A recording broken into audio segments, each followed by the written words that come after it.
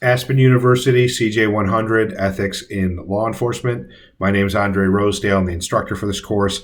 This is Module 2, Discussion Question 2, Part 2. So I talked about in the first part how judicial discretion is important in the checks and balances and how it positively affects the judicial system. Minimum mandatory sentencing, and I talked a little bit about this in discussion question 1. And I linked the house I live in, the YouTube trailer. So check that out if you have the opportunity. So it is my belief that minimum mandatory sentencing infringes on judicial discretion. In this discussion, you are asked if judges' discretion should be modified to ensure equal treatment.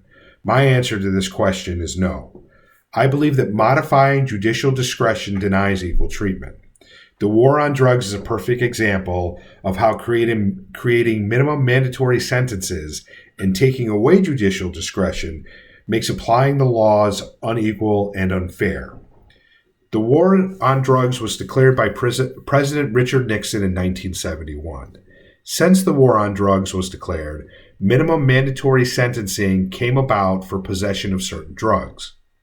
And with the minimum mandatory sentencing, a 100-to-1 disparity came about for powder cocaine to crack cocaine offenses.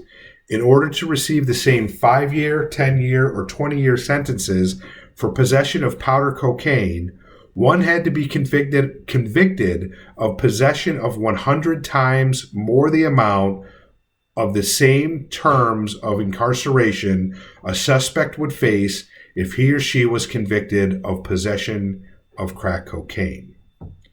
Historically, powder cocaine is more expensive than crack cocaine.